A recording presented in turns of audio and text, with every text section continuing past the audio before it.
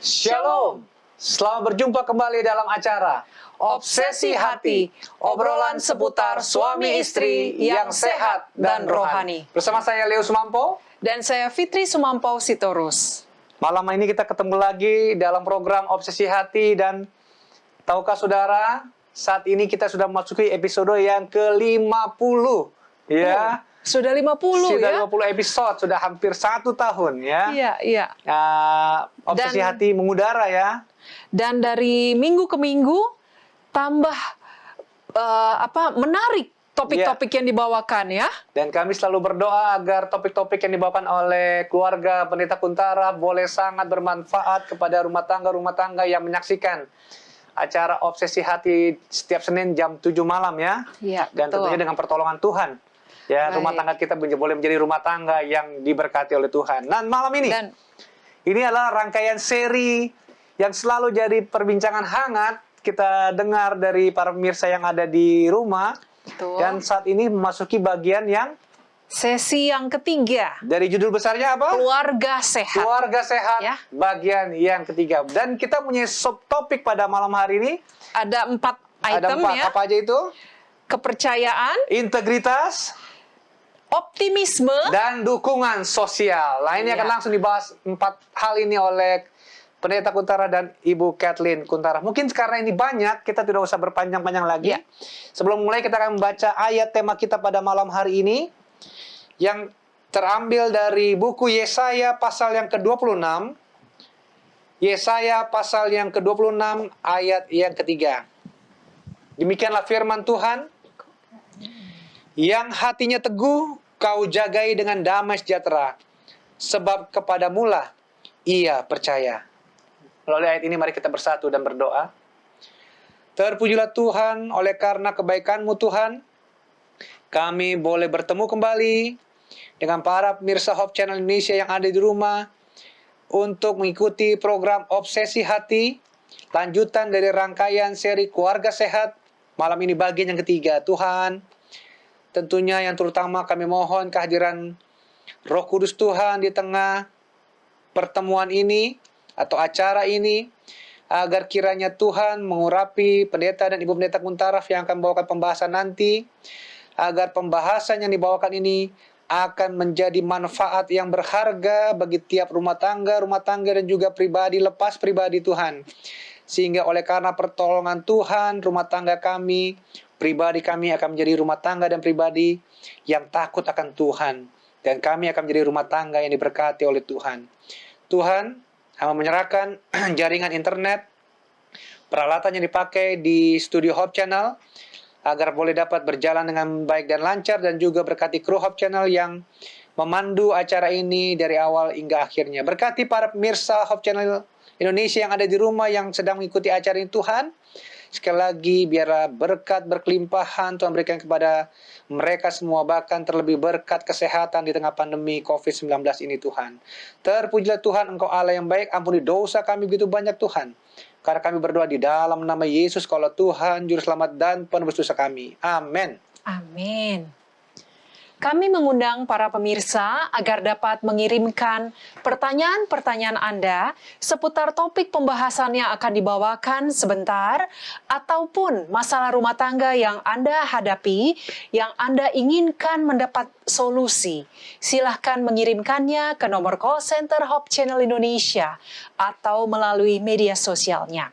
Dan Anda juga bisa menyaksikan live streaming Hope Channel Indonesia melalui website hopechannel.id, atau dapat juga melalui aplikasi yang Anda bisa download dari App Store atau Play Store untuk menikmati acara-acara Hope Channel Indonesia selama 24 jam. Baik, kita akan segera saja menyapa narasumber kita yang ada di North Carolina, Amerika Serikat. Shalom Pendeta dan Ibu Pendeta Kuntara. Shalom Pendeta dan Ibu Pendeta. Shalom ya.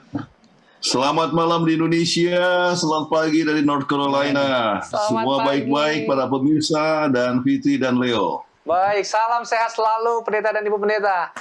Karena topik kita kali ini cukup panjang, cukup banyak, kita langsung kami saja persilahkan Pendeta dan Ibu Pendeta untuk membawakan pembahasannya. Baik, terima kasih. Kita bahas keluarga sehat bagian yang ketiga, ya. Dan dalam hal ini kita merindukan supaya kita tetap sehat, mesra sampai tua, dan kita tahu bahwa tubuh yang sehat memelihara kebutuhan perkawinan. Ini sangat penting, kebutuhan perkawinan. Dan ayat yang telah dibacakan tadi dalam Yesaya 26 ayat yang ketiga, yang hatinya teguh kau jagai dengan damai sejahtera, sebab kepadamulah ia percaya. Nah, apa yang kita maksudkan dengan damai sejahtera itu shalom, ya. Dan ternyata di dalam bahasa aslinya ini adalah sesuatu yang plural, ya. Jadi artinya penuh dengan damai sejahtera, dan ternyata bahwa ini berbicara bukan hanya fisik, ya, mental dan rohani, tetapi ya keseluruhan, ya. Damai itu bukan hanya masalah rohani, tetapi keseluruhan termasuk tubuh yang sehat. Jadi sama seperti ayat yang kita telah baca tempo hari yang terdapat dalam 3 Yohanes ayat yang kedua. Saudaraku yang kekasih, aku berdoa semoga engkau baik-baik dan sehat-sehat saja dalam segala sesuatu, sama seperti jiwamu baik-baik saja. Jadi kita lihat bahwa ada faktor di dalam kerohanian, tetapi juga di dalam tubuh, yaitu badani sehat-sehat saja. Nah, kita sudah pelajari mengapa harus menjaga tubuh kita sehat, ya. Kita berhutang kepada Tuhan. Kemudian kita berhutang kepada diri kita sendiri. Dan kita berhutang kepada keluarga dan lingkungan. Jika kita rusak tubuh kita, Allah akan binasakan kita. Kita sudah pelajari itu. Dan kita perlu menyembah akan Tuhan dengan tubuh kita. Baik. Dan kita pun sudah mengingat akan kutipan dari Ministry of Healing halaman 127. Yang mana udara bersih, sinar matahari, pertarakan, istirahat, gerak badan, makanan yang tepat, penggunaan air, dan percaya kepada kuasa ilahi. Inilah the true remedies, obat yang benar. Nah, kita akan coba ambil salah satu di dalam hal ini. Kita ingat bahwa kita sudah bahas tentang celebration. Yeah. Dan yang terakhir kita telah bahas mengenai choices, exercise, environment, dan air, ya. Kita sudah pelajari bahwa kita harus bergerak badan di kena sinar matahari, di luar dekat pohon-pohon yang hijau, dan semua itu adalah merupakan kita punya pilihan. Jadi kita harus pilih untuk bergerak badan daripada ini, dan ini semua harus kita ambil sebagai satu paket. Satu paket, jadi jangan dicopot-copot, ya. Itu penting sekali. Dan sekarang kita akan coba membahas kepada empat hal, ya, yaitu kepercayaan, integrity, integritas, optimisme, dan juga dukungan sosial. Oke. Nah, ini adalah satu perkara yang sangat penting yang kita akan pelajari, dan kita akan coba lihat tentang kepercayaan. Bagaimana pentingnya kepercayaan atau dampak kepercayaan kepada Tuhan untuk tubuh kita ini. Iya. Kalau kita lihat, ya, sebelum tahun 2000 mereka ada sekitar 700 penyelidikan. Waktu itu penyelidikan apakah orang yang takut, taat kepada agama itu mempunyai dampak yang positif pada kesehatan. Sebabnya orang pikirkan bahwa kalau dia orang beragama itu, jadi neurosa mereka itu. Tetapi fanatik, fanatik, jadi neurotik, ya. Tapi dari 700 penyelidikan itu, hampir 500 menunjukkan bahwa orang yang mempunyai keagamaan, yang taat kepada agama itu mempunyai asosiasi yang positif. Kenapa? Yaitu kesehatan mental yang lebih baik, cara berpikirnya lebih baik. Kemudian perasaannya lebih enak. Artinya dia lebih sehat, ya. Berkurangnya kecemasan. Tidak cemas-cemas, dan kemudian berkurangnya depresi. Dan depresi ini berbahaya sekali, ya. Kemudian di samping itu berkurangnya memakai obat-obat candu, artinya narkotika dan sebagainya. Biasanya orang pakai obat candu itu kena ada kekosongan di dalam dirinya. Jadi dia mau sesuatu untuk memberikan perasaan enak. Tapi kalau dia percaya kepada Tuhan, dia sudah rasa perasaan enak. Nggak perlu lagi pakai obat-obat candu. Ya? Jadi kita lihat keadaannya jauh lebih bagus, bahkan lebih rendah angka bunuh diri. Ya. Kemudian dilihat bahwa mereka merasa hidup lebih bermakna dan berarti. Jadi kalau begitu kita lihat bahwa ada faktor penting di dalam keagamaan dan kesehatan. Sebab itu memberikan kepuasan hidup termasuk dalam perkawinan dan stabilitas perkawinan. Jadi kalau orang itu beragama, maka ia akan lebih rukun, lebih damai di dalam rumah tangga. Sebab kita ingat apa yang kita telah pernah bahas, lebih dekat kita kepada Tuhan, maka kita dapat lebih dekat satu sama lain. Ya, itulah sebabnya kita pakai ini obsesi hati, obrolan suami istri yang rohani ya. Ya, selalu kita. Nah, di dekat rumah kami ini di Duke ya, University, mereka mengadakan research banyak sekali mengenai bagaimana dampak keagamaan itu kepada kehidupan manusia. Lalu dari hasil penemuan itu, mereka dapat satu keputusan yang konsisten. Apakah orang itu orang hitam, apakah orang putih, orang coklat warnanya, di berbagai bangsa semuanya mendapatkan bahwa bila mana orang itu mempunyai kerohanian yang mendalam, maka itu akan memperbaiki kualitas hidupnya. Ini satu hal yang sangat penting sekali ya. Ya. Mengapa? Sebab kita dapatkan bahwa ada keuntungan yang bermakna dalam kualitas kehidupan yang diperoleh bila seorang mempunyai kepercayaan yang teguh. Dan itu dinyatakan di dalam kehadiran secara rutin dalam acara gereja maupun ketaatan pribadi yang teratur. Ya. Jadi ada orang katakan, oh hanya pergi ke gereja. Enggak. Pergi ke gereja, tetapi kita juga ada mempunyai personal devotion. Jadi kita harus mempunyai kepribadian tersendiri, kebaktian kepribadian tersendiri yang teratur. Dan kemudian jangan pakai ini, oh sistem agamanya itu harus kuat. Ya, penuh kepastian teguh. Jadi jangan dikatakan, oh ini kata ketua ini kata pendeta ini. Tidak. Yang kita harus lihat adalah apa yang dikatakan Alkitab.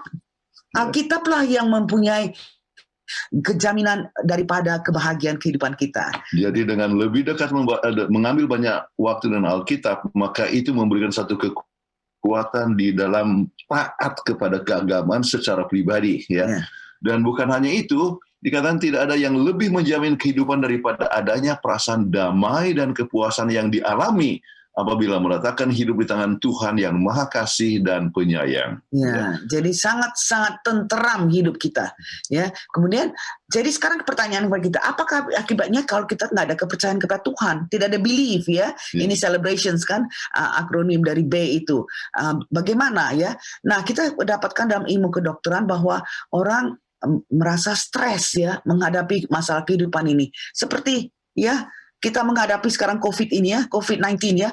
Wah, banyak yang ketakutan. Ya, banyak yang stres ya. Stres dan sebagainya. Ya. Kemudian emosi negatif akan merangsang keluarnya hormon yang tertentu. Apa itu? Ya. Dan dia akan menstimulasi susunan syaraf sedemikian rupa sehingga berbagai organ dalam tubuh kita akan mendapat tekanan berat karena adanya ini stimulating influence daripada hormon yang stressful ini ya. Dan kemudian kita lihat bahwa kalau itu organ yang mendapat tekanan secara berlamaan itu, maka akibatnya ini akan jadi lemah ya. Terus menerus, jadi lebih cenderung untuk menderita penyakit, apakah dari serangan dari luar atau serangan dari dalam, dan kemudian yang menentukan organ mana yang diserang tergantung kepada faktor-faktor, apakah keturunan, ya konstitusi. Misalnya kalau orang itu bapak mamanya itu ada stres, kalau ada menghadapi stres itu kambuh asmanya. Nah, anaknya itu kalau secara faktor keturunan dia kalau dalam keadaan stres ya dia juga ada kambuh asmanya atau gatal-gatal ya. Dia punya ya kulitnya mengalami. Ya, jadi itu tergantung kepada keturunan, konstitusi, lingkungan dan gaya hidupnya. Nah, gaya hidup ini yang akan merubah ya. Orang yang biasanya pun asmatik ya, karena orang tuanya asmatik ya, dia suka asmatik kalau dalam keadaan stres ya, bila mana dia mempunyai pola hidup yang sehat akan juga dapat mengalahkan ya asma ini ya. Nah, sekarang kita lihat ya beberapa contoh yang secara cepat saja kita lihat bahwa bila mana kita mengalami stres ya, tidak percaya kepada Tuhan. Waduh, takut ini bagaimana ini COVID-19. Cemas selalu ya. Ya, itu akan menyebabkan keluarnya adrenalin dan jantung akan berdenyut dengan lebih cepat sehingga jantung berdebar-debarkan. Nah, kemudian kita lihat juga kalau hormon stres menyebabkan pembuluh darah itu akan menciut ya. Jadi kalau penciut pembuluh darah itu kan memerlukan jantung untuk memompa lebih keras dan akibatnya mendapatkan hipertensi ya. Mendapatkan hipertensi, dan kalau ada hipertensi maka kemungkinan untuk mendapatkan penyakit jantung ya atau penyakit stroke cerebrovaskular itu akan jauh lebih tinggi. Dan kemudian kalau stres dapat menyebabkan orang bernafas secara dangkal dan cepat ya, dengan dilatasi saluran pernafasannya ini menimbulkan hyperventilation dan tetani ya. Ini mengerikan sekali kalau kita kadang-kadang datang orang tuh kita buka tangannya itu seperti kayak kena tetanus ya, sangat kaku ya, dan kemudian hanya oleh sebab stres. hanya karena stres. Dan kemudian menurunnya suplai darah ke saluran pencernaan sehingga ya bisa dapat ulcer ya. Jadi dia punya dia punya lambung akan mendapat luka-luka, dialirkan ke bagian lain daripada sistem pencernaan. Akibatnya timbul gangguan pencernaan. Iya, iya. Dan kemudian kita lihat darah akan menggumpal dengan lebih cepat ya. Nah, ini yang mempunyai dampak yang negatif kepada pasien-pasien tertentu. Ya, kita dengarkan bagaimana orang bisa mendapat clotting ya, sehingga menyebabkan dia lebih susah untuk jantungnya ataupun dia punya otak bisa bekerja sehingga akhirnya orang itu bisa meninggal. Dan juga ada penciutan pembuluh darah perifer ya. Misalnya kalau ya saya kan nggak biasa khotbah ya, tapi kalau disuruh khotbah itu kan rasanya kan dingin tangan ya, kaki dingin ya. Orang nggak biasa disuruh nyanyi, nggak biasa nyanyi. Yeah. Kalau menyanyi jadi dingin kaki dan tangan ya. Dan kemudian kita lihat bahwa ini bisa menyebabkan sirkulasi dari pembuluh dari darah di dalam tubuh kita itu jadi tidak berimbang. Dan penciutan ini dapat menimbulkan juga migrain. Dan kemudian kita lihat kalau pada hewan, ya, itu kalau hewan itu takut, dia akan berkeringat, ya. Keringatnya itu spesifik, ya, dikatakan feromon yang memberikan komunikasi kepada hewan yang lain tentang perasaan ketakutan atau dalam suasana marah. Jadi kalau umpamanya hewan itu mencium, itu ada bau feromon, dia tahu bahwa serombongan daripada binatang itu lagi dalam keadaan ketakutan. Tapi kita manusia kita selalu mengelabui. Kalau kita rasa dalam keadaan stres, ya kita pakai aja deodoran.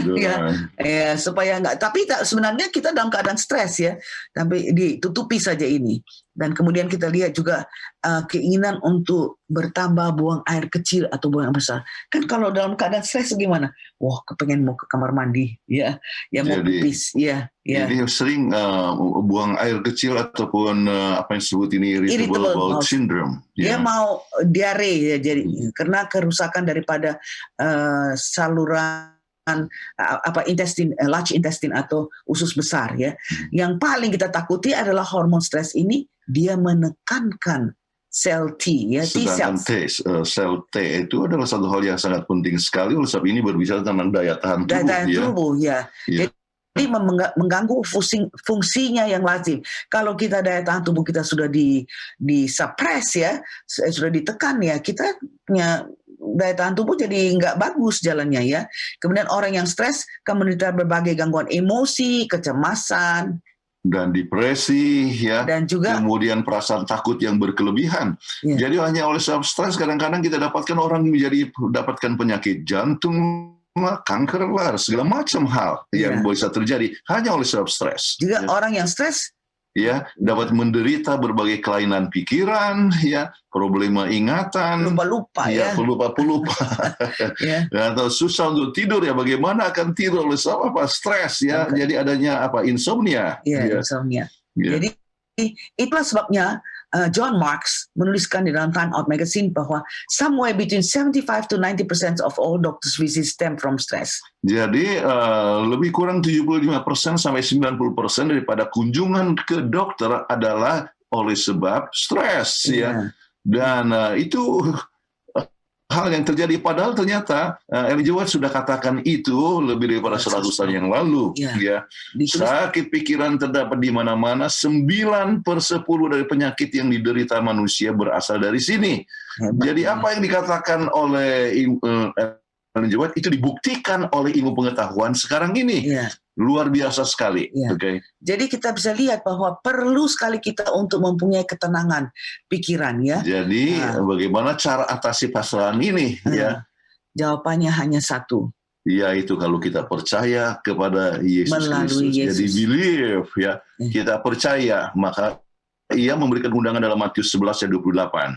Marilah kepadaku semua yang letih lesu dan berbeban berat, aku akan memberikan kelegaan kepadamu. Jadi kita harus datang kepada Tuhan. Nah, kalau kita datang kepada Tuhan, kita baca firman Tuhan, berarti Tuhan berkomunikasi kepada kita, ya. Tetapi mempunyai hubungan yang erat dengan Tuhan, kita harus juga berkomunikasi dengan Tuhan. Bagaimana kita berkomunikasi dengan Tuhan? Hanya dengan doa. Nah, jenis doa yang bagaimana? Ini saya senang sekali ya. Di dalam Journal of Psychology and Theology itu dari tahun 1991 mereka sudah adakan penelitian. Ada beberapa grup orang yang dipakai untuk mereka. Ada yang berdoanya hanya Petisi hanya minta saja, ya. Tuhan kasih makanan, Tuhan kasih kepintaran, Tuhan kasih sepatu baru, Tuhan kasih kemeja baru. Pokoknya hanya minta saja, petisi. Iya. Kemudian ada yang kedua. Ini ritual, ya. Jadi dia hanya kebiasaan aja berdoa, ya. Jadi sudah menjadi hal yang rutin, ya. Tetapi tidak mengandung suatu artinya arti yang tidak bermakna dalam kehidupan. Pernah ada berdoa untuk makanan, katanya Tuhan terima kasih atas makanan ini. Sudah kemudian keluar jalan lagi, balik lagi, berdoa lagi kembali. Kenapa? Terlalu ritual, ya, sampai nggak ada hubungan pribadi dengan Tuhan, ya. Kemudian ada yang ini adalah meditative prayers, yaitu doa yang penuh dengan meditasi, merasakan kehadiran Tuhan, ya. Dan yang keempat adalah colloquial prayer. Ini adalah doa di dalam percakapan, ya. Dan ternyata dalam penelitian itu dikatakan bagaimana? Dinyatakan bahwa ritual prayer diasosiasikan dengan dampak yang negatif, di mana timbul perasaan sedih, kesepian, dan kecemasan, serta hidup dengan penuh ketakutan. Sebab dia ritual. Dia hafal. Hanya sekedar hafal dan sekedar tradisi atau rutin saja, tetapi tidak mengandung makna apa-apa. Tidak ada personal relationship dengan Tuhan. Tetapi dikatakan colloquial prayer, yaitu kita membawa kebahagiaan dan kepuasan agama. Ingat Hana, bagaimana dia sampai kotak-katik ngomong itu sampai dipikirnya dia mabuk. Mabuk ya. Ya, karena dia ada personal prayer kepada Tuhan. Tuhan, saya masih belum punya anak.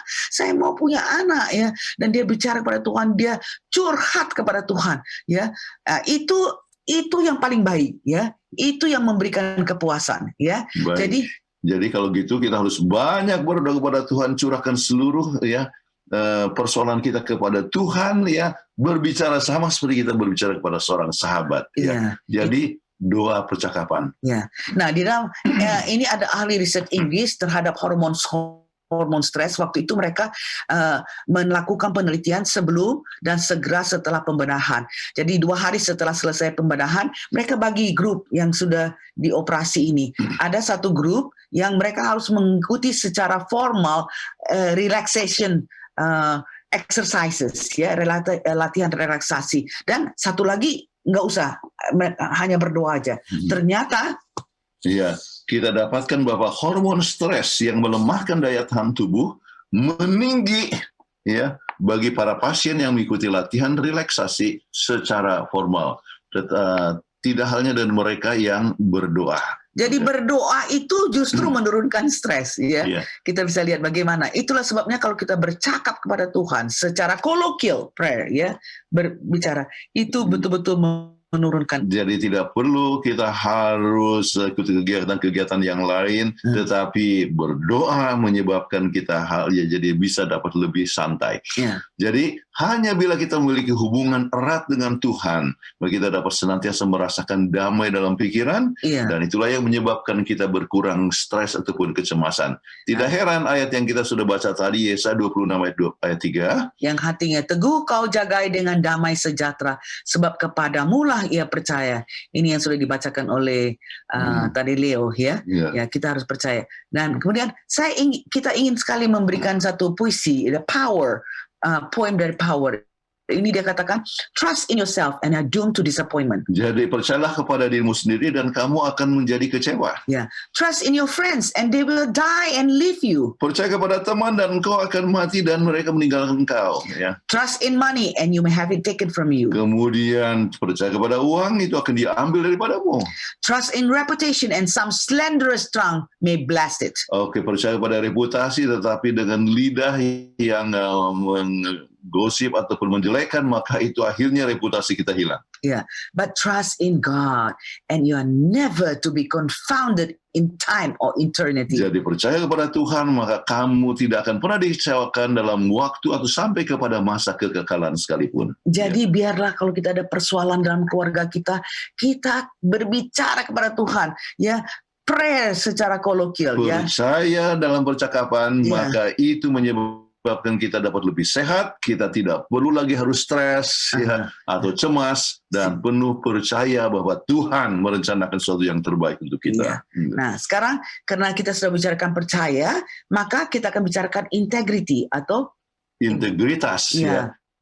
Bagaimana dengan integritas? Apa hubungannya dengan kesehatan? ya. Nah, definisi integritas apa ya? Ya, itu memiliki kesehatan dan kejujuran. Ya, kalau kita percaya kepada Tuhan, mana mau kita bohong-bohong, ya? Kita Ya. harus jujur, ya. Nah, bagaimanakah integritas itu? Kok ada pula integritas mempengaruhi kesehatan, ya? Ya, tentunya kita, sebagaimana saya katakan bahwa kita yang tuliskan buku ini, Celebrations, Acronym Celebration ini, memasukkan ini karena kita lihat bahwa banyak sekali persoalan rumah tangga yang atau kesehatan disebabkan karena tidak adanya integritas, ya. Sebab kalau orang tidak jujur, ternyata itu mengganggu dia punya pikiran sendiri, mempunyai perasaan bersalah, dan itu mengganggu dia punya kesehatan. Ya. Coba kita lihat di sini. Ya. Ya, memilih untuk mengabaikan sesuatu yang baik menunjukkan kurangnya integritas seseorang. Satu tabiat yang tidak sehat. Ya, misalnya kita lihat, celebration, acronym celebration. Saya mau exercise, ya. Ya, tapi saya nggak mau tidur, cukup mau melalak saja. Itu menunjukkan bahwa kita tidak mempunyai integrity, sebab kita hanya pilih-pilih saja. Integritas melibatkan aspek mental, Kemudian emosional, rohani, dan juga fisik dan tingkah laku kita yang menghakimi kita. ya. Ya. Jadi Jadi misalnya, itulah. Ya, misalnya, kalau di manakah integritas seorang perokok yang mengetahui kalau merokok itu merusakkan tubuh perokoknya, perokok pasif, orang yang sekitar kita atau anak-anak itu bisa jadi asmatik dan sebagainya, dan lingkungannya. Banyak sekali kita sudah pelajari mengenai dampak perokok maupun perokok pasif. Tapi bagaimana kalau orang bilang, nggak peduli, pokoknya saya mau merokok, nggak mau saya pedulikan orang lain. Dan dia tahu merokok itu jelek. Iya. Ya. Dan sementara dia tahu bahwa itu jelek, ternyata kita tetap merokok, ya, maka itu berarti dia tidak mempunyai integritas dan merugikan diri sendiri dan juga lingkungannya. Ya. Begitu banyak sekali orang-orang yang keluarga yang menderita oleh sebab suami yang selalu merokok. Iya, Antoni. Nah, bagaimana pula integritas daripada orang yang mau minum minuman keras, meskipun penemuan ilmiah menyatakan alkohol dikenal sebagai minuman yang amat berbahaya di dunia. Kita sudah pelajari itu bagaimana alkohol itu menyebabkan mereka tidak bisa berpikir dengan tenang, sehingga akhirnya perokok itu yang meminum minuman keras itu jadi pukul istrinya, pukul anaknya. Jadi ini menjadi masalah nasional. 80% tindakan kriminal berhubungan dengan alkohol. Dan 50% kehamilan remaja berhubungan dengan alkohol. Ya. 2/3 dari kasus pembunuhan adalah berhubungan dengan alkohol. Ya. Dan juga 1/3 dari pelecehan keluarga berhubungan dengan alkohol. Jadi ini semua menunjukkan bahwa alkohol merupakan suatu masalah nasional. Ini bisa terjadi di mana-mana, ya, bukan hanya di Amerika, Eropa, tapi di mana saja penggunaan alkohol itu merupakan memberikan dampak yang sangat negatif. Ya, itu menunjukkan bahwa orang yang meminum alkohol itu tidak mempunyai integritas. Ya.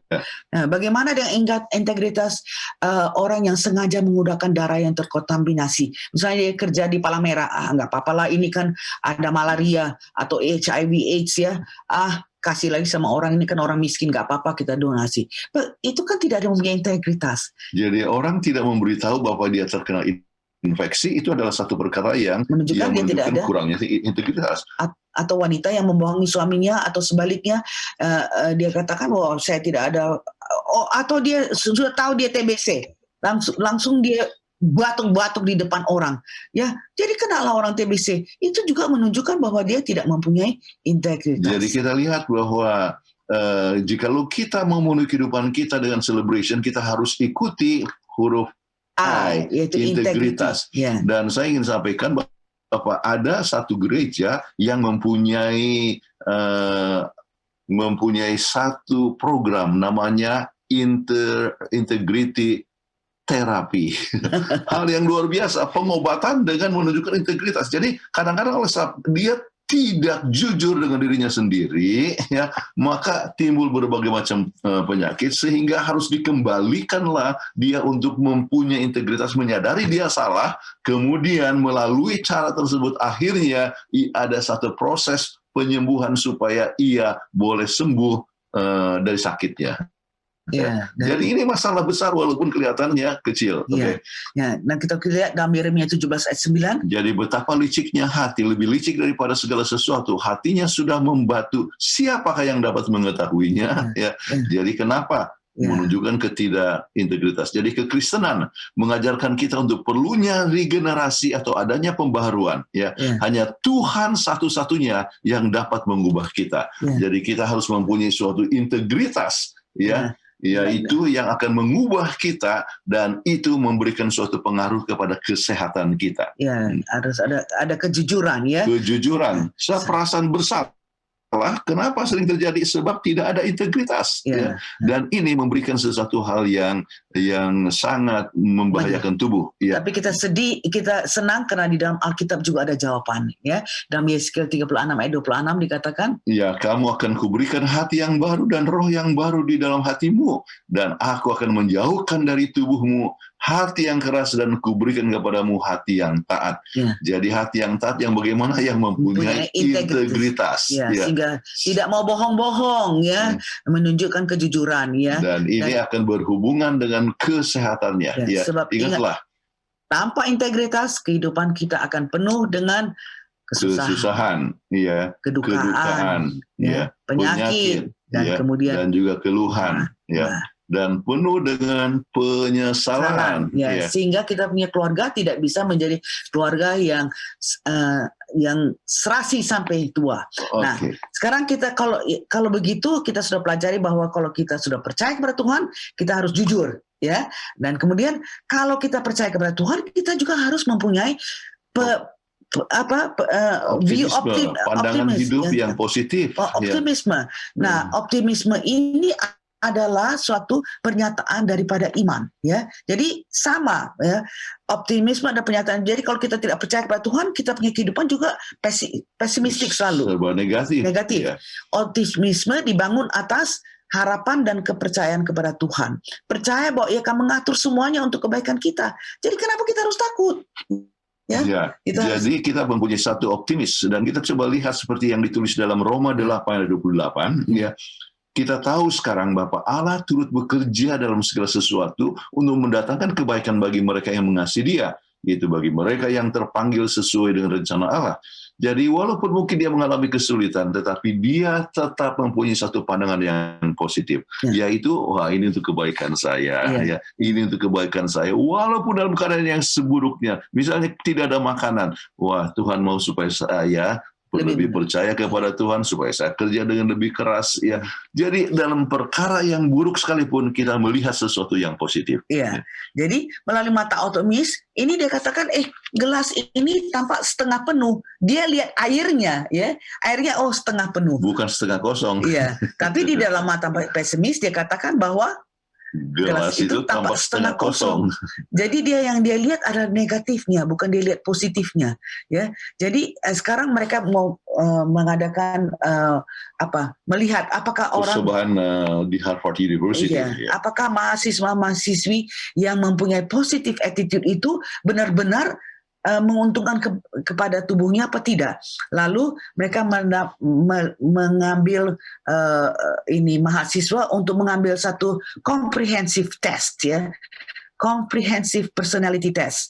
Lalu setelah mereka ambil comprehensive personality atau ujian kepribadian yang secara komprehensif, semua mahasiswa ini diambil darahnya, lalu mereka ambil darahnya itu, kemudian mereka masukkan di dalam objek kelas, ya, dia isolasikan sel natural killer cell-nya atau NK cells-nya. Lalu di dalam objek kelas itu dia taruh sejumlah sel-sel kanker selama 4 jam untuk melihat apakah natural killer cells-nya itu cukup kuat untuk mematikan sel-sel kanker ini dalam 4 jam. Wah, luar biasa sekali. Dan apa yang terjadi? Ya. Ternyata Bapak sel natural kill ya, natural killer dari mahasiswa atau mahasiswi yang berpikir positif membasmi lebih banyak sel kanker daripada grup dengan kepribadian yang lain. Jadi kalau orang selalu cemas, ya takut-takut dan sebagainya, dia punya natural killer cell-nya itu begitu lemah ya kalau susah-susah. Tapi kalau dia positif ya positive thinking, maka lebih banyak ini sel kanker yang dibunuh ya. Jadi natural killer cells dari mahasiswi yang depresi berat dalam tes kepribadiannya paling kurang aktif dalam membasmi sel kanker. Saya waktu mendapatkan ini penyelidikan ini rasakan, waduh betul-betul pantaslah Tuhan katakan kita harus mempunyai sifat yang optimisme. Iya, tidak heran Amsal 3 ayat 7-8 mengatakan, jangan engkau menganggap dirimu sendiri bijak, takutlah akan Tuhan dan jauhkanlah kejahatan. Itulah yang akan menyembuhkan tubuhmu dan menyegarkan tulangmu. Luar biasa sekali. Jadi kalau percaya kepada Tuhan, ya takut kepada Tuhan, ya optimis, ya. Jadi optimis yang memberikan satu kekuatan sehingga tubuh kita itu dapat lebih menyembuhkan. Ya. Nah, ingat yang telah kita bahas bahwa pertama dan kedua mengenai keluarga sehat, ya, bahwa NCD non-communicable disease, ya, yaitu penyakit yang tidak bisa dikeluarkan pada orang seperti kanker atau sakit jantung, ya, tekanan tinggi, ya, atau diabetes dan sebagainya. Itu semua termasuk di dalam non-communicable disease. Jadi tadi kita sudah lihat bagaimana bahwa kanker juga dapat diatasi kalau kita mempunyai sifat yang optimistik, ya. Nah, sekarang ini kita ada satu pelajaran yang didapati oleh Dr. Eric Gilte. Ya, Anda bisa baca sendiri dalam Archive of Internal Medicine, ya, itu sudah di issued Februari 27, 2006.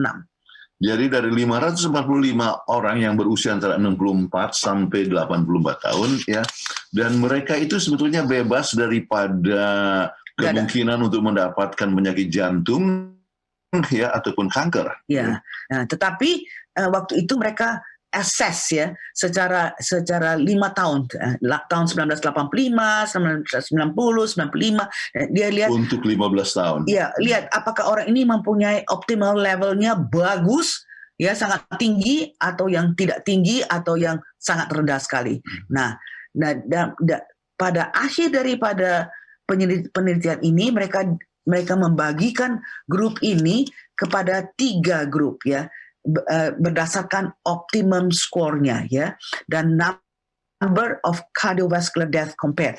Artinya mereka yang mati oleh penyakit jantung. Iya. Yeah. Nah, inilah mereka dapatkan dalam ini. Kalau Anda lihat di sini bahwa yang ini adalah garis yang agak tebal, ya. Ini adalah orang man with low optimism, orang yang optimismenya sangat rendah, ya. Sedangkan ini adalah orang yang optimismenya sangat tinggi, ya. Ini adalah persentase orang yang free from cardiovascular death. Kita lihat di sini antara yang tinggi optimismenya dengan orang yang rendah optimismenya itu sebanyak 50% perbedaannya. Jadi kalau kita mau untuk bebas daripada kematian yang disebabkan oleh kardiovaskular, sakit jantung, maka kita perlu mempunyai lebih optimis. Ya. Nah, jadi, bukan main, kita sangat senang sekali mendapatkan ini, ya. Kemudian ini penelitian yang lain dari Dr. Bellows dan Dr. Breslow, ya, dari Department of Public Health dari California, Berkeley. Dan apa hasilnya? Ternyata dari 6.928 orang dewasa di Alameda County, ya, mereka tidak berbahagia, ya, mereka yang tidak berbahagia mempunyai angka kematian 57% lebih tinggi dari mereka yang hidup berbahagia. Wah, untuk kita bahagia, ya. Jadi kalau Anda kurang bahagia, kemungkinan mati itu jadi lebih besar, ya. Jadi kita harus selalu lebih berbahagia satu sama lain. Oke. Jadi penting sekali. Oleh sebab waktu kita akan harus main cepat. Sebetulnya ini satu seminar bisa ambil 1 jam. Tapi kita bahas sekarang tentang social support, yaitu dukungan sosial. Sebab kalau kita percaya kepada Tuhan, kita harus siap untuk mendukung satu sama lain. Kita harus menerima realitas bahwa kita adalah satu. Perempuan dan laki-laki itu dibuat satu. Perempuan itu istri itu jangan diinjak ya. Istri itu sama suami itu kan sama dibuat ya. Oh, dan jangan juga DKI ya, di bawah Ketiak istri. jadi- Tetapi satu level. Ya. Dan ini ternyata berhubungan dengan kesehatan. Ya. Menurut yang menarik ya. Ya, satu hal yang sangat menarik ya. Nah, ada yang katakan di Friends of Association, preach the gospel if necessary, use words. Jadi khotbahkan Injil kalau perlu pakai kata-kata. Iya. Kalau begitu kehidupan kita sudah merupakan suatu khotbah. Ya. Ya. Ada yang katakan, dibilang, saya nggak mau masuk ke gereja. Kenapa? Saya tengok orang gereja itu munafik ya. Oh, katanya ada perlu kasih sayang. Tapi keluar dari gereja istrinya dibentak-bentak, ditempeleng, ditendang, kasar-kasar katanya. Jadi tidak mengkhotbahkan dengan kita punya kehidupan ya. Nah, itulah sebabnya kita coba lihat bahwa dukungan sosial mempunyai suatu peranan yang sangat penting sekali. Iya. Nah, banyak penelitian menunjukkan dampak positif daripada mengasihi sesama lain daripada si penerima. Iya. Ya. Jadi kita coba lihat akan penelitian tersebut. Jadi penting untuk menyayangi satu sama lain, dukungan sosial kepada suami ya. Misalnya ini kepada laki-laki. Ini penelitian cohort ya yang dilaporkan di American Journal of Epidemiology. Jadi ada 8.500 pria tanpa sejarah atau gejala borok usus. Jadi nggak ada sakit mah. Tidak pernah ada mah. Kemudian mereka ditanya ya, pertanyaan itu diberikan kepada mereka yang dilengkapi sebelum perkembangan dari borok usus. Jadi lembaran pertanyaan itu diberikan, kemudian jawaban mereka tidak dipengaruhi oleh pengetahuan bahwa mereka itu menderita penyakit tersebut. Ya, tidak ada sakit mah ya. Okay. Nah, 5 tahun kemudian 254 pria menderita ulcers. Ya. Nah, hal ini sangat menarik untuk dicatat, sebab di dalam dunia kedokteran, borok usus atau MAHI itu disebabkan oleh infeksi bakteri Helicobacter pylori. Tetapi kalau saja jawaban daripada suami itu bilang istri saya tidak mencintai saya. Nah, lihatlah ini bagaimana. Apa ini? Pria yang menjawab seperti ini memiliki 3 kali lipat borok usus daripada mereka yang mengatakan istri mereka menunjukkan rasa cinta dan dukungan kepada mereka. Luar biasa. Jadi yang tidak dicintai itu jadi sakit-sakitan 3 kali lipat. Ya, 300%. Luar biasa. Jangan pikir bahwa suami itu tegar ya nampaknya. Suami itu pun perlu kasih sayang ya. Ya, faktor ini lebih kuat diasosiasikan dengan borok usus daripada merokok, usia, tekanan, darah, stres, pekerjaan atau faktor lain. Jadi biarpun orang itu merokok ya, tapi kalau dia punya istri sayang kepadanya itu sebagai satu protective buffer ya. Iya, luar biasa sekali. Kemudian walaupun infeksi mungkin diperlukan sebagai pemula daripada suatu penyakit, namun hal tersebut tidak cukup untuk memanifestasikan penyakit ketika seorang merasa adanya kasih sayang dan dukungan. Jadi mungkin kelihatan bahwa ada gejala, namun tidak akan sampai sakit mah. Sampai sakit mah. Kenapa? Kalau adanya kasih sayang. Luar biasa sekali. Pantas saya tidak punya mah. Punya istri yang mencintai. Jadi hebat sekali dampak dari kasih baginya. Jadi jangan kita pikir. Untuk pria ya. Ya, untuk pria ya. Tapi jangan untuk pria juga. Ini kita akan kasih juga untuk wanita. Dampak kasih sayang kepada istri dan bayi yang dikandungannya. Ini dilakukan ada satu randomized control trial ya yang dilakukan di Cleveland Clinic ya di Amerika Serikat ini. Jadi ini ada 400 wanita yang hamil tapi mereka sehat ya. Nah, lalu mereka dibagikan dalam 3 grup. Ada satu grup yang mereka disayang-sayang ya. Ada dia pakai duala ya. Duala itu kalau dia lagi waktu mau melahirkan itu keringatan, dilap keringatnya. Pokoknya disayang-sayang lah. Itu satu grup lagi yang lain, dia ditaruh di satu tempat tapi dia memang diperhatikan. Cuma tidak ada duala yang untuk kasih sayang sama dia. Kalau dia tidak diusap-usap, tidak diusap-usap ya. Tapi kalau dia rasa seperti gelisah, sudah dia punya infus sudah mau habis, langsung dia pergi tolong. Jadi mereka lihat kontrol dari jauh.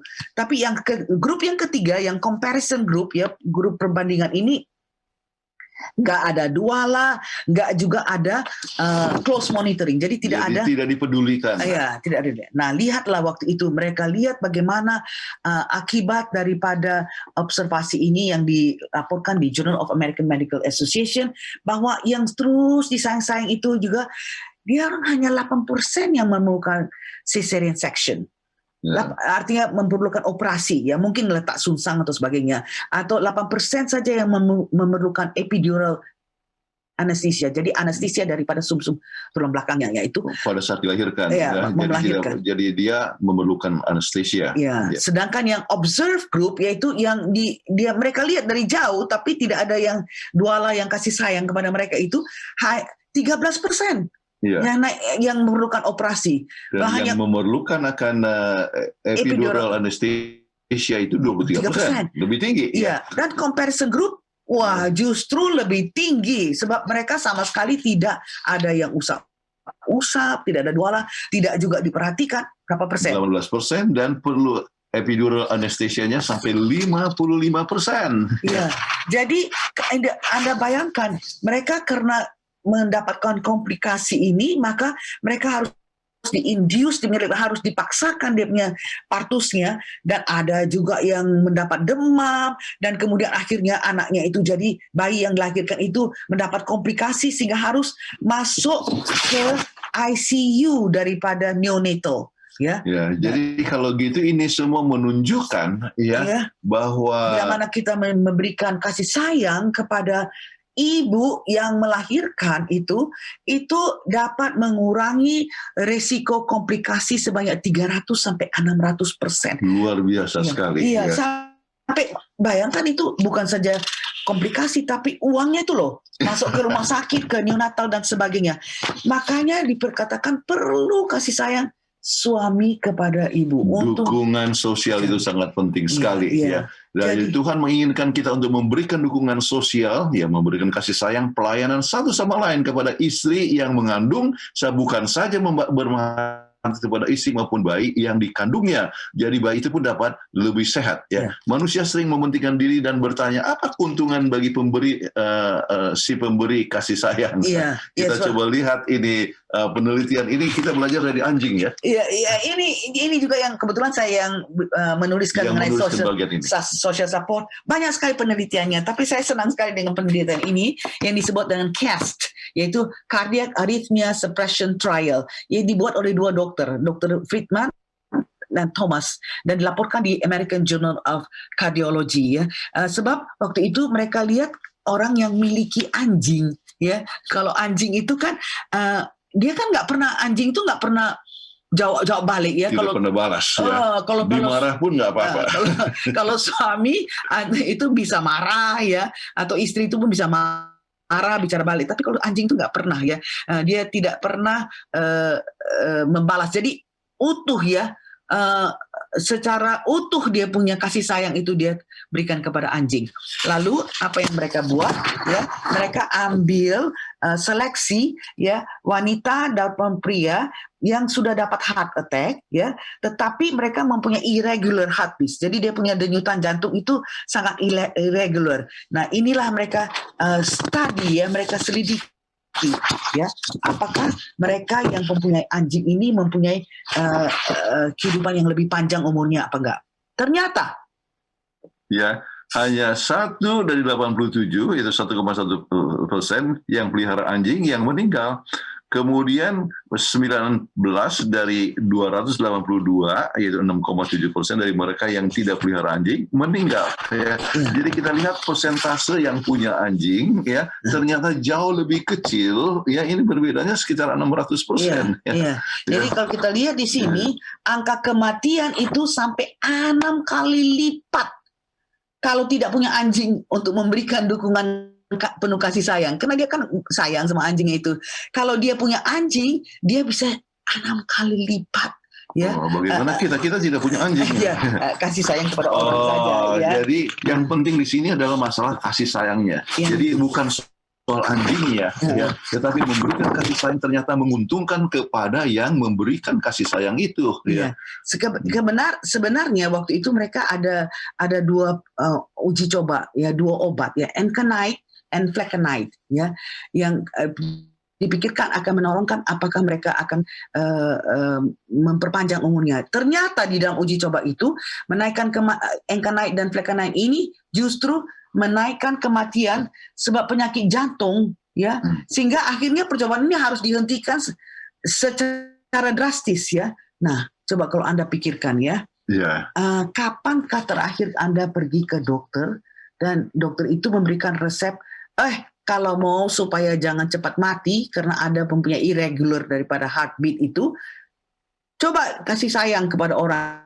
Jangan benci-benci, jangan dengki kepada orang, ya, atau kepada binatang pemeliharaan Anda itu. Kapan? Ya, jadi umumnya dokter tidak memberikan resep begitu, berikanlah kasih sayang. Tetapi dari berbagai macam penelitian ini menunjukkan bahwa memberi kasih sayang ternyata sangat menguntungkan kepada orang yang memberi tersebut. Ya. Jadi sungguh dampak positif bagi orang yang memberi, ya, maupun yang menerima pelayanan itu, dukungan sosial kepada orang lain itu sangat penting sekali, ya. Dan ternyata ada sebuah kutipan dari Testimonies jilid 2 halaman 534 yang berbunyi sebagai berikut. Melakukan kebaikan adalah pekerjaan yang menguntungkan kepada si pemberi dan penerima. Luar biasa sekali. Jadi bukan hanya yang menerima itu beruntung, tetapi pemberi juga mempunyai kesehatan yang lebih baik, ya. Makanya Tuhan mau supaya kita mendukung satu sama lain. Ternyata dalam Alkitab ada 75 ayat yang memberikan instruksi kepada kita supaya kita dapat mendukung satu sama lain. Itu dalam bahasa Greek disebut alelon, satu sama lain, atau one another. Dan apa itu? Ya, di dalam Yohanes 13 ayat 35 kita harus saling mengasihi satu sama lain, apalagi suami istri. Oke, kalau 3:13, ampuni seorang dengan yang lain. Terimalah satu akan yang lain, Roma 15 ayat 7. Kemudian Yakub 5 ayat 16, saling mendoakan satu sama lain. Hiburkan orang yang akan satu sama lain.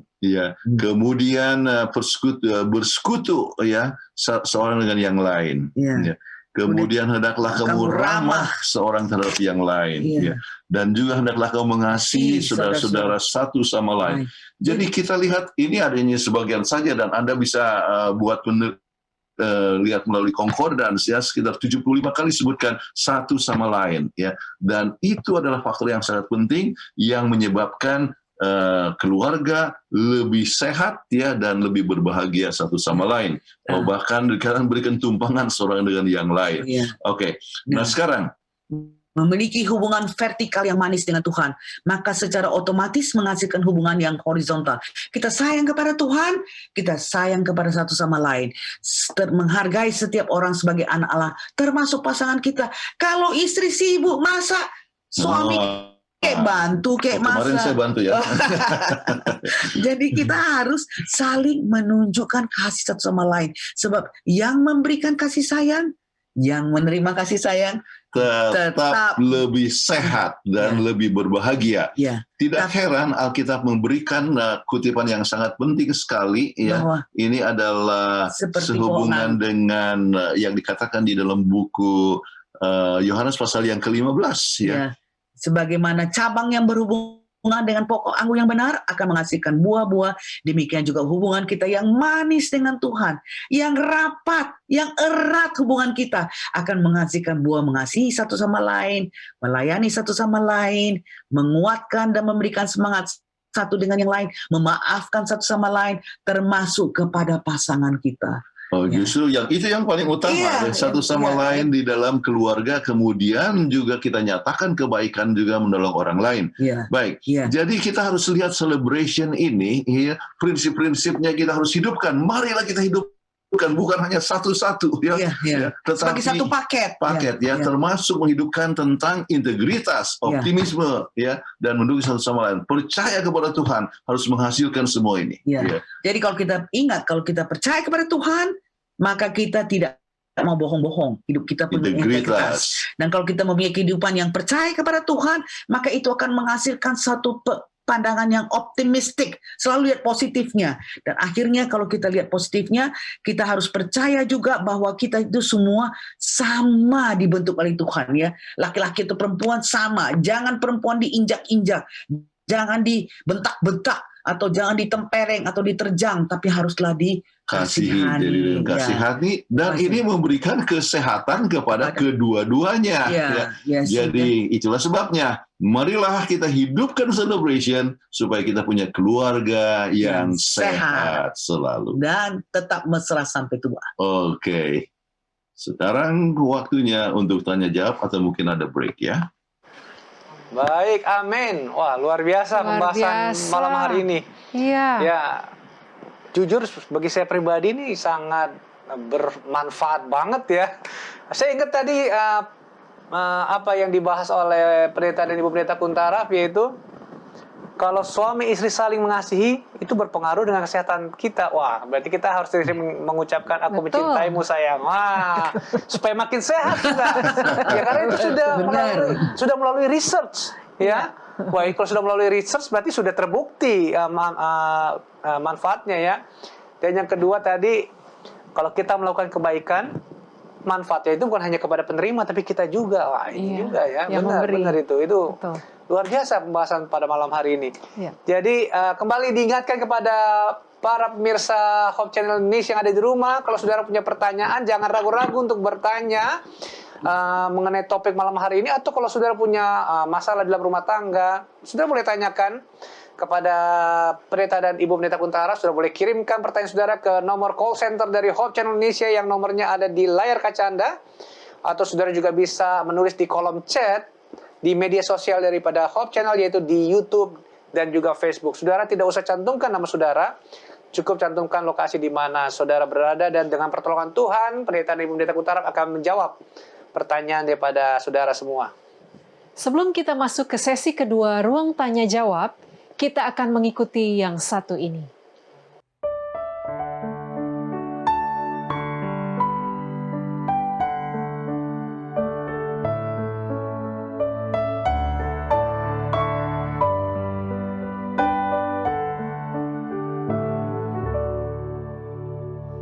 Lama telah dirindu, damai iman teguh, dan berdoa sungguh untuknya.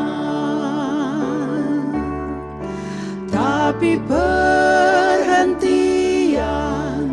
tiada didapatkan kalau tiadalah korban mezbah. Apa engkau telah serahkan di mezbah Tuhan, segala nafsu hatimu?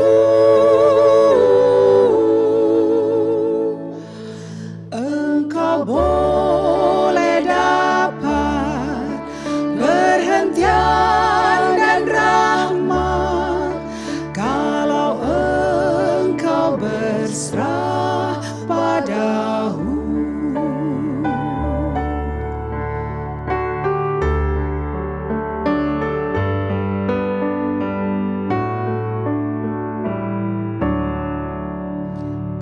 Kasih tak terduga diberi dari surga agar hatimu pun senanglah. Persatuan indah kita dengan Yesus, hanya olehnya korban mezbah. Apa engkau telah serahkan di mezbah Tuhan, segala nafsu hatimu?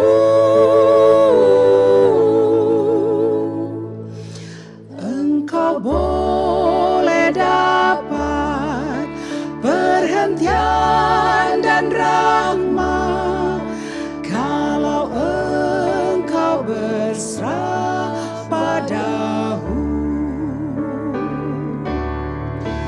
Apa engkau telah pasrahkan di mezbah Tuhan segala nafsu hatimu.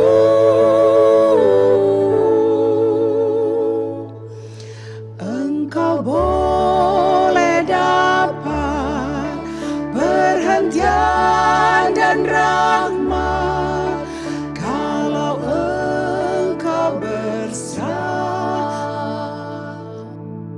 padahu.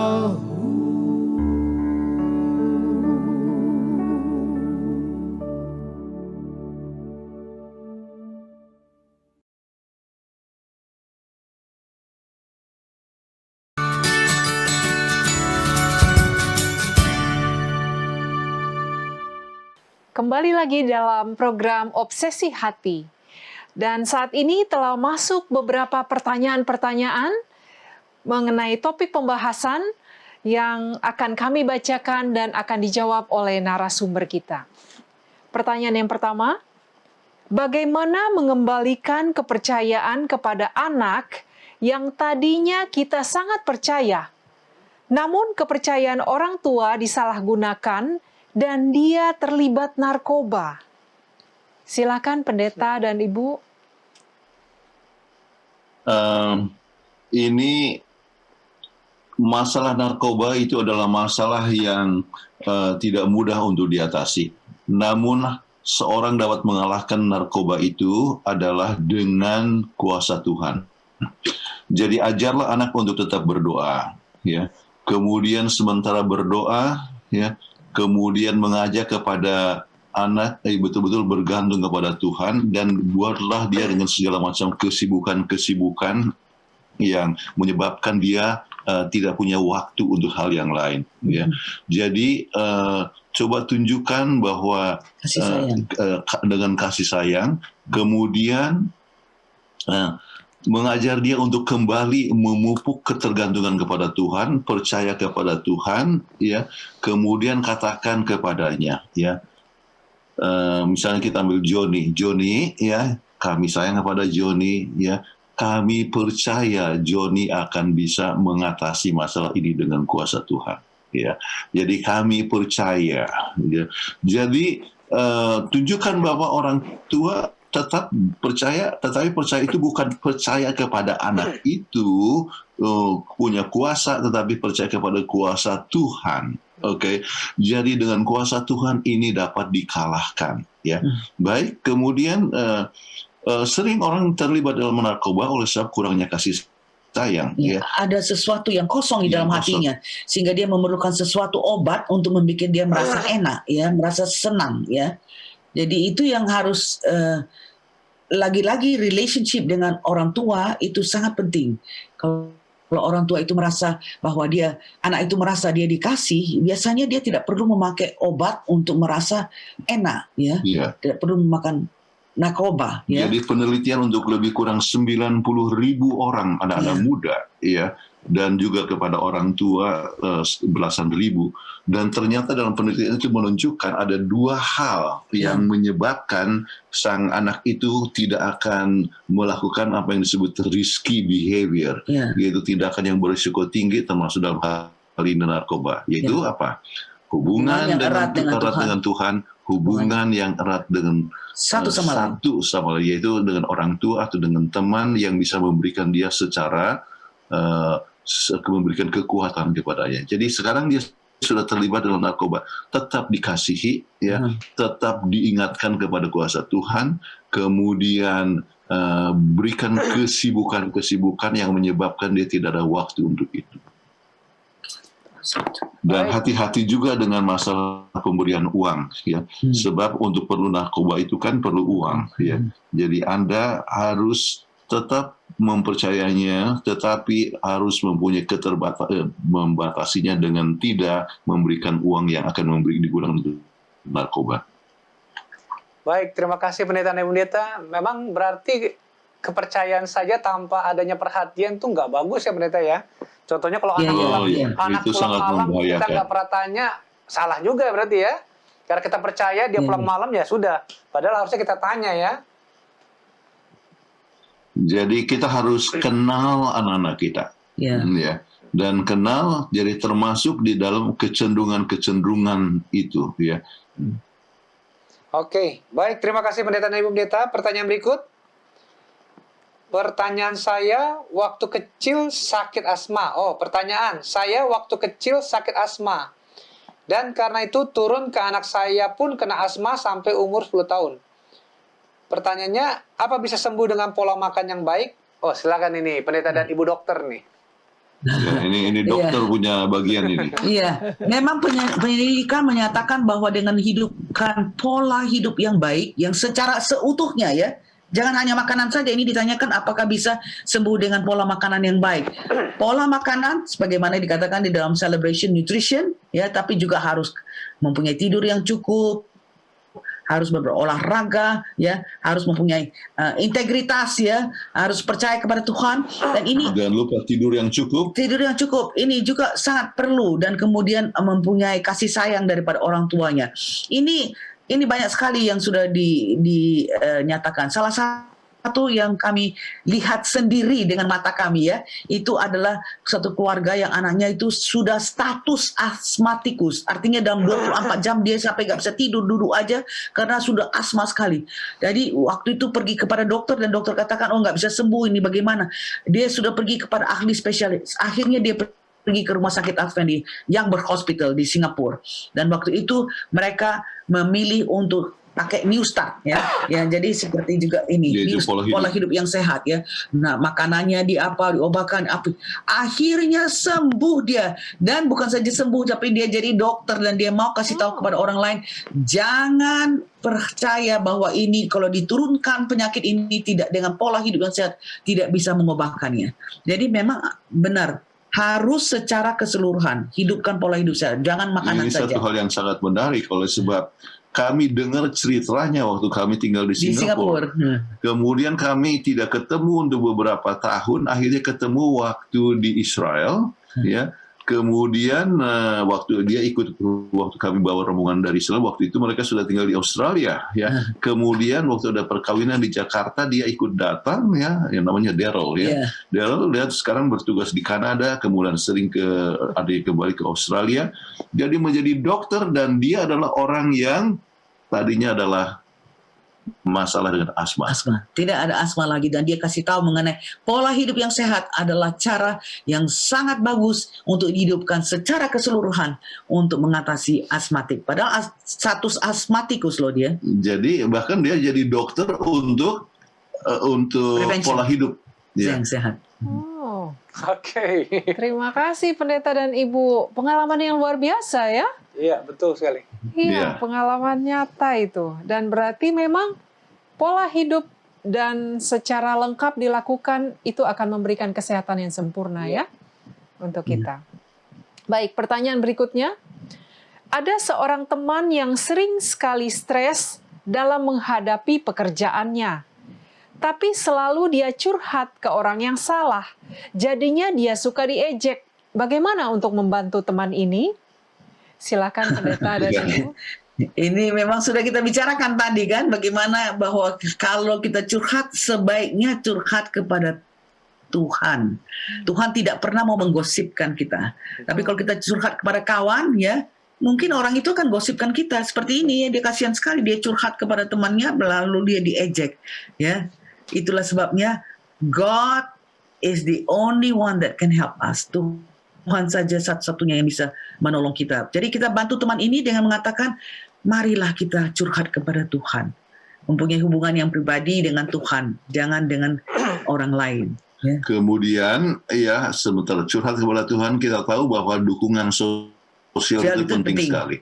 Oleh sebab itu Anda yang mengetahui bahwa ia selalu diejek, ya, Andalah yang memberikan dukungan kepada dia. Ya, dan katakan begini ya, kalau misalnya ada masalah, jangan usah kasih tahu sama orang lain, nanti kamu diejek. Ya. Jadi sampaikan kepada saya lah, dan kita akan sama-sama berdoa. Ya. Jadi kalau Anda adalah orang tuanya atau temannya yang baik, pokoknya Anda memberikan dukungan kepada dia, dan ingat semua apa yang orang sampaikan harus disimpan rahasianya. Oke, sampai sekarang ada orang yang cerita sama saya, istri saya nggak tahu. Iya. Ya. Dan saya orang pula yang nggak mau tanya apa urusan mereka. Nggak usah lah, itu kan urusan dengan pendeta. ya, jadi yang curhat ya harus kepada orang yang dapat dipercaya, oke, yang bisa mendoakan dan memberikan nasihat, ya, dan sebagainya. Jangan kepada orang yang akan justru Membeberkan. atau membeberkan kepada orang lain. Ya, saya juga kalau ada pasien yang kasih curhat kepada saya tidak, suami nggak pernah tanya, sakit apa dia apa ini, nggak usah. Pokoknya masing-masing jangan usil lah ya. Pokoknya jangan sampai mau cari tahu sampai segala semuanya. Kita simpan, ada rahasia jabatan namanya ya. Ya. Baik, terima kasih Pendeta Naim Pendeta untuk jawaban yang baik sekali ya, bagus Iya. sekali ya. Baik, pertanyaan berikut. Nah, ini bicara mengenai kepercayaan juga, cuman agak lucu ini, agak seru ya. Pertanyaannya, istri dipercaya atur uang belanja bulanan untuk dikelola dengan baik dan tepat. Malah dibelikan tas dan baju buat dia. Bagaimana ini Pendeta? Silakan. Waduh, perlu komunikasi ini nampaknya. Saya rasa perlunya budget bersama-sama. Ya, saya setiap mau memberkati orang, ya, kami ada counseling ya paling sedikit 3 bulan, ya, atau kadang-kadang 6 bulan, ya. Setiap minggu memberikan bimbingan. Salah satu adalah budgeting, ya. Jadi suami dan istri ya perlu justru di dalam counseling itu saya minta istri buat budget, kemudian suami juga buat budget. Ya, sesudah itu dikawinkan bersama-sama, itu budget. Ya, jadi bukan hanya dua-duanya kawin, tetapi budgetnya juga dikawinkan. Ya, kemudian mana yang akan menjadi prioritas dan sebagainya. Itu waktu sebelum menikah. Dan ini sudah menikah. Ya, jadi untuk ini bagus sekali kalau suami istri, ayo kita duduk sama-sama. Ya, kira-kira uang ini adalah untuk apa saja. Ya, perlu juga untuk tas dan pakaian. Ya, tetapi perlu anggaran tersendiri, bukan uang untuk makanan. Bagaimana lagi ada uang untuk makanan kalau uang untuk makanan dipakai untuk tas dan untuk baju? Ya, tetapi kalau seandainya ibu itu atau istri itu begitu hemat, ya, jadi makanan, ya, uang untuk makanan itu hemat, ditabung sedikit-sedikit, akhirnya Dia bisa cukup untuk tas, ya enggak jadi masalah, bukan, yang penting makanan itu sudah dibeli, ya. Jadi budgeting suami istri yang disetujui bersama-sama dan dilaksanakan adalah satu hal yang sangat penting. Kalau penghematan dari budget itu adalah satu perkara yang juga masih oke untuk dibuat. Namun alangkah baiknya untuk adanya transparansi antara suami dan istri, dan istri katakan, wah saya sudah hemat-hemat, ini boleh saya buat untuk beli untuk tasnya atau ya. beli baju. Istri saya selalu kasih tahu sama saya apa yang dia mau beli untuk orang lain atau untuk kami. Ya. Jadi komunikasi ini penting sekali. Komunikasi antara suami istri sangat penting, sebab persoalan banyak bisa diatasi kalau kita komunikasi. Banyak untuk jawabannya, baik sekali ya. Pertanyaan berikutnya, kapan waktu yang tepat untuk doa meditasi? Apa tengah malam? Padahal saya susah kalau tidur terlambat. Mohon pendapatnya Pendeta dan banyak Ibu. juga yang mengalaminya, pengen doa meditasi tengah malam, cuman nggak bisa tidur telat ya. Silakan Pendeta, Ibu Pendeta. Yang kami anjurkan adalah Doa percakapan. Colloquial prayer. Iya. Itu yang terbaik. Ingat, doa meditasi tidak sebaik seperti doa curhat kepada Tuhan. Colloquial prayer. Ingat, ritual prayer tidak bermanfaat, justru bikin lebih depresi. Jadi nggak usah sampai tidur, bangun tengah malam untuk ini. Ya, yang terpenting adalah kalau kita jalan aja bicara saja sama Tuhan.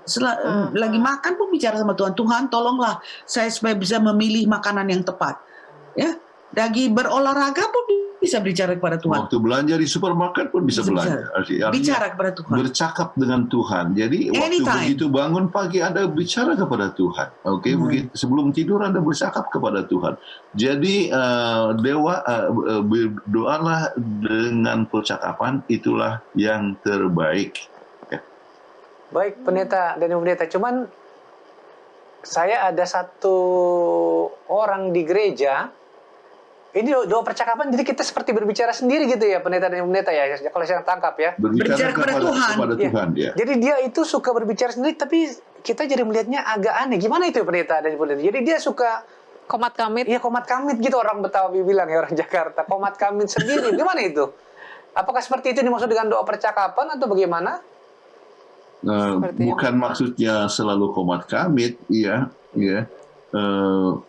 Tetapi yang dimaksudkan dengan doa percakapan itu adalah kita berbicara kepada Tuhan sama seperti Berbicara kepada seorang sahabat. Ya, ya.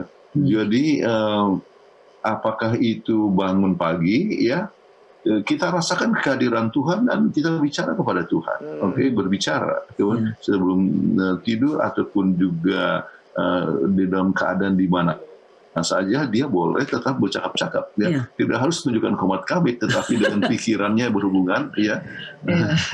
Mungkin dia ingat Hana, komat kamit. Ya, jadi bikin. Tapi misalnya begini ya, kalau ya kita kan banyak pekerjaan, apalagi sekarang ini ya, banyak sekali permintaan untuk berbicara. Kita bisa bicara sama Tuhan, ini banyak sekali permintaan, saya nggak bisa selesaikan ini. Biarlah Tuhan tolong pimpin saya supaya bisa menyediakan presentasi yang baik sehingga bisa orang gitu. Dan kita bisa lihat bahwa kalau kita bicara secara curhat kepada Tuhan, Tuhan akan memberikan kepada kita Betul.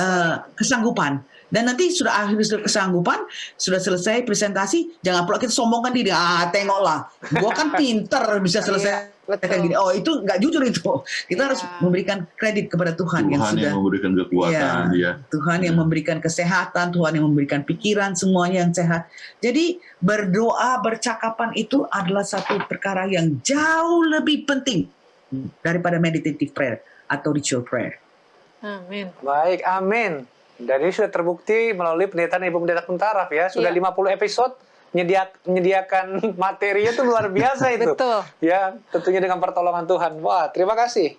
Dengan pertolongan Tuhan. Ya. Dengan pertolongan. Akhir pekan yang lalu kami harus bicara 7 kali. Wow. Baik. Untuk 7 occasion yang berbeda. Tetapi dengan pertolongan Tuhan, Iya. Tuhan kasih kekuatan. Puji kasih Tuhan. kesehatan. Amin. Iya.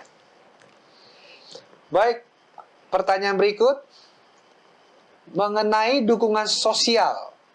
Bagaimana dengan anak yatim piatu yang tidak mendapat dukungan dari orang tua? Oh, silakan pendeta dan ibu pendeta. Ya, maka kita harapkan bahwa kalau anak yatim piatu masuklah di Yapi, Yayasan Advent Peduli Indonesia. Yayasan Advent Peduli Indonesia. Kami mempunyai kepala panti asuhan yang sangat sayang kepada anak-anak. Ya, kami mendirikan panti asuhan ini sudah 16 tahun, ya, 17 tahun, ya. Menghasilkan cukup ratusan anak-anak yang tamat SMA, Yang tidak ada orang tua, yang yatim piatu. ya, kemudian banyak yang hampir 100 yang tamat perguruan tinggi, ya, dan mereka bisa berhasil untuk ada yang jadi pendeta, jadi guru matematika, jadi accountant, jadi perawat, ya. Jadi orang tua yang artinya kepala panti asuhan yang sangat sayang kepada anak-anaknya, ya. Bahkan ada kepala panti asuhan yang ikut membiayai sekolah anak didiknya ini, ya, di perguruan tinggi. Ya, kami kaget. Kami bantu juga mereka yang di perguruan tinggi, ya. Tetapi ada kepala panti asuhan yang menyisihkan uangnya, ya, untuk membantu yang kalau ada hutang kemudian ditolong. Dan itu kasih sayang dari kepala panti asuhan. Dan saya percaya kalau tidak ada panti asuhan, maka jemaat harus selalu memberikan dukungan sosial kepada mereka yang tidak mendapatkan kasih sayang. Ya. Kita pernah satu kali waktu itu di Jogja, ya, waktu ikut stewardship. Saya sangat touch ya, sangat terharu lihat ya. Ini kepala panti asuhan dikatakan, oh kita ada 60 lebih anak-anak itu. Jadi dia bilang, saya beli aja kiring ya dari Jogja itu, apa itu namanya kiring ya, untuk taruh kunci ya, karena itu Oh, dia bilang, iya. biarlah saya kasih Gantungan satu kunci. anak masing-masing satu. Saya sangat terharu sekali. Bayangkan ini kepala panti begitu sayang kepada anaknya dan dia mau kasih oleh-oleh. Dia pergi ke Jogja, pulang dia mau kasih oleh-oleh kepada anak. Jadi kalau anak yang yatim piatu ini masuk ke YAPI atau ke ini dan mempunyai orang tua sebagai orang tua pengasuhnya itu aduh, dia berapa harga kiring itu, tapi the thoughtfulness ya untuk pikiran untuk mengasihi kepada anak itu, waduh, anak itu pasti gembira sekali. Jadi kita bisa juga memberikan kasih sayang kepada anak yatim piatu. Dan saya ada kabar gembira bahwa Yayasan Advent Peduli Indonesia atau YAPI memulai 2 panti asuhan baru pada tahun ini. Ya. Satu adalah di Jakarta, di Satu. Pinang Ranti, diharapkan bisa muat sekitar 60 orang. Kemudian satu lagi adalah di Semarang. Bisa muat untuk 20 orang. Iya. Dan mereka yang melihat ada anak yatim piatu yang memerlukan pendidikan, ya, apakah dia dari agama apapun, ya, bisa dibawa, ya, sekarang sudah bisa mulai mendaftar, untuk masuk di panti asuhan tersebut. Oh, Wow, puji Tuhan. Iya, baik. Luar baik. biasa ya. Ini informasi. Mungkin supaya konklusinya, jadi panti asuhan yang dikelola oleh YAPI ini ada di Jakarta dan Semarang yang baru. Sebelumnya ada di mana, Pendeta dan Ibu Pendeta? Kita ada di kota Medan, itu yang pertama, ya, di air bersih Medan. Oke. Kemudian Di Kupang. Kita ada di Kupang, kita ada di Kawangkoan, yaitu di Manado, kita ada di Ambon, Di kita Purwodadi, ya, Kediri. dan juga di Klaten. Klaten. Ya. Kemudian di Singkawang. Ya, Ya. di Kalimantan. Jadi di semua pulau besar kita ada di situ. Wah, Jadi luar biasa. Kalimantan, ya, Sumatera, Jawa, sampai kepada Sulawesi, kemudian Kupang, Ambon. Ya. Ya. Baik. Sudah mungkin 10. Ya. 10 panti asuhan sekarang. Jadi informasi kepada para pemirsa Hope Channel, kalau memang ingin ada anak yatim piatu yang ingin dimasukkan ke panti asuhan, boleh menghubungi pendeta setempat ya. Iya. Pendeta Advent setempat. Ya, hubungi pendeta setempat, ya, atau menghubungi Hope Channel boleh. Atau menghubungi Hope Channel, nanti Hope boleh. Channel hubungi saya.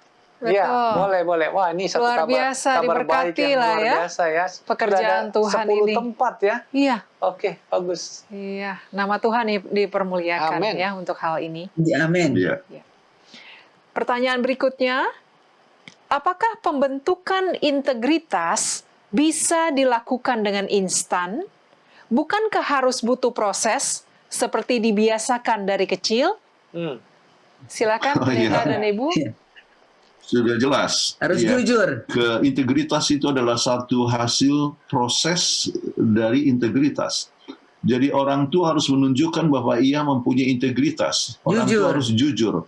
Kalau orang tua lihat orang yang tagih hutang datang dan katakan, tolong bilang sama Saya Om nggak itu ada. ya bahwa mama nggak ada di rumah. Oh, sudah ajar berbohong kepada anak itu. Jadi anak-anak lihat orang tua tidak punya integritas. Ya, jadi dengan demikian, ya, yang pertama adalah orang tua tunjukkan integritas, jujur, ya, katakan yang sebenarnya, ya. Kemudian anak dididik juga untuk mempunyai integritas, ya. Kalau kedapatan anak tidak jujur, jangan langsung kecewa, sebab anak-anak kadang-kadang mempunyai imajinasi dan dia punya otak, dia punya frontal lobe itu belum berkembang. Kadang-kadang masih belum bisa mengontrol diri. 25 tahun, ingat baru umur 25 baru seorang itu dia punya frontal lobe itu berkembang, ya. Ya.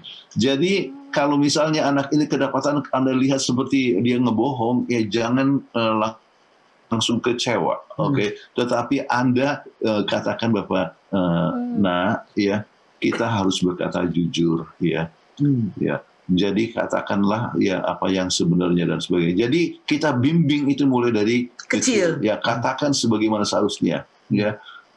Jadi kalau misalnya ada satu kelemahan pun katakan dengan seterusnya, ya, dengan terus terang, ya. Dan dengan demikian maka anak itu sudah belajar jujur dari kecil sampai kepada dewasa, tetap dia mempunyai integritas. Dan itu adalah satu perkara yang sangat penting. Ya. Oke, baik. Terima kasih Pendeta dan Ibu Pendeta untuk jawabannya. Pertanyaan berikut. Bagaimana mengatur perasaan optimis atau percaya diri sehingga masih bisa sejalan dengan perasaan berserah kepada Tuhan? Karena tagline optimis seperti kamu pasti bisa, just do it terlihat seperti mengandalkan diri. Terima kasih. Silakan Pendeta. Ini salah perkara. Jadi cara yang sangat terpenting adalah apa yang ditulis di dalam buku Filipi 4 ayat 13. Ya. Segala sesuatu dapat kutanggung di dalam Dia yang menguatkan aku. Ya. Jadi optimis. Ya. Kata-kata yang optimis yang lain kita bisa lihat misalnya di dalam Filipi pasal 4. Ya. Juga ayat yang ke-12 ya, itu adalah satu perkara yang mungkin bagus untuk kita renungkan ya. Mungkin saya baca saja ya, ayatnya ya. Dikatakan mungkin maksudnya ayat yang ke-9. Akhirnya saudara-saudara, semua yang benar, semua yang mulia, semua yang manis, semua yang sedap didengar, semua yang disebutkan kebajikan dan patut dipuji, pikirkanlah semua itu. Ini adalah hal-hal yang apa? Yang optimis, ya. Dan bagaimana kita bisa mempunyai sifat yang demikian? Ya, kita ingat di dalam Yesaya 43. Ayat 1 ya. Dan sekarang beginilah firman Tuhan yang menciptakan engkau ya, yang membentuk engkau hai Israel ya. Janganlah takut sebab aku telah menebus engkau. Aku telah memanggil engkau dengan namamu. Engkau ini kepunyaanku.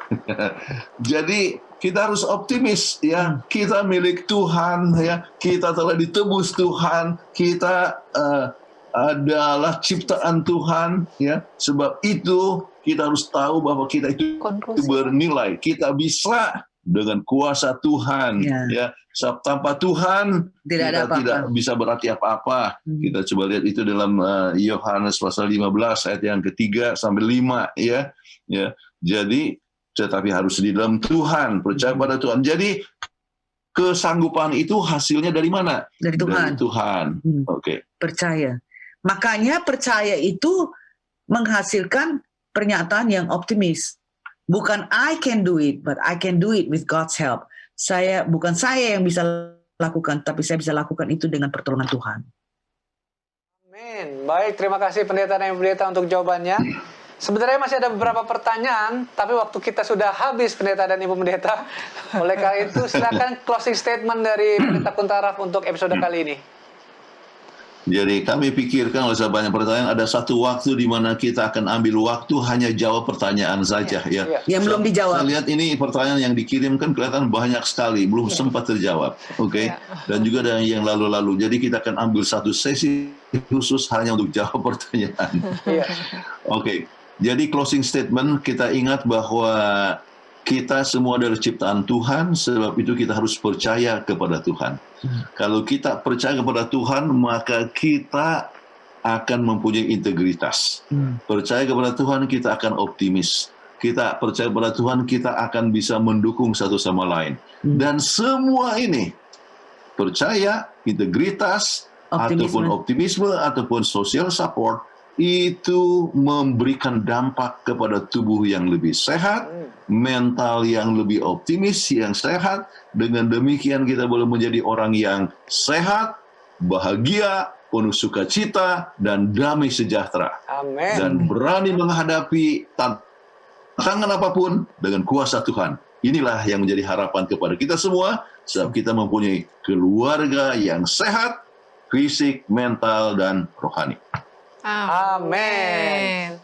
Kami mengundang Pendeta Kuntaraf untuk membawakan doa tutup. Bapa kami dalam surga, kami bersyukur sebab Tuhan mempunyai rencana bagi kami masing-masing, rencana yang baik. Engkau sebagai pencipta, penebus, dan pelindung kami sekalian. Kami berdoa untuk semua keluarga yang mendengar akan siaran ini, supaya semuanya dapat kekuatan daripada Tuhan. Dengan demikian, boleh percaya sepenuhnya kepada Tuhan, mempunyai integritas yang tinggi, mempunyai pikiran yang optimis, dan juga saling mendukung satu sama lain. Dengan demikian ya Tuhan, kami boleh menjadi saksi yang hidup, ya, memberikan kemuliaan bagi nama Tuhan, menjadi berkat satu sama lain. Yang mohonkan doa ini dalam nama Yesus Kristus, Juru Selamat kami. Amin. Amin. Baik, Pendeta dan Ibu Pendeta Kuntaraf, terima kasih untuk pembahasannya. Sampai jumpa Senin depan. Tuhan memberkati. Tuhan berkati. Dan salam sehat selalu. Terima kasih. Sekedar mengingatkan kepada kita semua bahwa Hope Channel Indonesia hadir setiap hari Senin hingga hari Sabat dengan program-program yang menarik yang disiarkan secara langsung dari studio Hope Channel Indonesia dari Jakarta. Seperti acara Obsesi Hati hari ini disiarkan secara langsung setiap hari Senin dan jam 7 malam waktu Indonesia Barat. Dan bila ada usulan topik pembahasan untuk obsesi hati atau pertanyaan seputar rumah tangga, silakan mengirimkan usulan topik dan pertanyaan Anda ke nomor call center Hope Channel Indonesia ataupun melalui media sosialnya. Dan apabila pemirsa ingin menyaksikan kembali Obsesi Hati episode sebelumnya, silakan masuk ke YouTube channel dengan mengetikkan Obsesi Hati. Di sana Anda dapat memilih episode apa yang Anda akan saksikan kembali. Dan kami ingatkan kembali bahwa pemirsa dapat menyaksikan live streaming Hope Channel Indonesia melalui websitenya di hopechannel.id atau dapat juga melalui aplikasi yang dapat Anda download dari Play Store atau App Store untuk menikmati acara-acara Hope Channel Indonesia selama 24 jam. Demikian acara kita pada episode kali ini. Kami mengucapkan banyak terima kasih kepada pemirsa Hope Channel Indonesia yang dengan setia mengikuti acara Obsesi Hati dari setiap Senin, terutama pada malam hari ini dari awal hingga akhir. Dan tentunya kami mengucapkan terima kasih kepada narasumber kita, Pendeta dan Ibu Pendeta Kuntaraf, yang telah membawakan pembahasan yang begitu luar biasa, yang boleh mendapat manfaat bagi kita semua. Dan tentunya kami juga mengucapkan terima kasih kepada sahabat-sahabat kami, kru Hope Channel Indonesia, yang telah bekerja dengan sangat keras, sehingga acara ini boleh dapat berlangsung dengan baik dari awal hingga akhirnya. Akhir kata saya Leo Sumampo. Dan saya Fitri Sumampau Sitorus. Tuhan memberkati kita.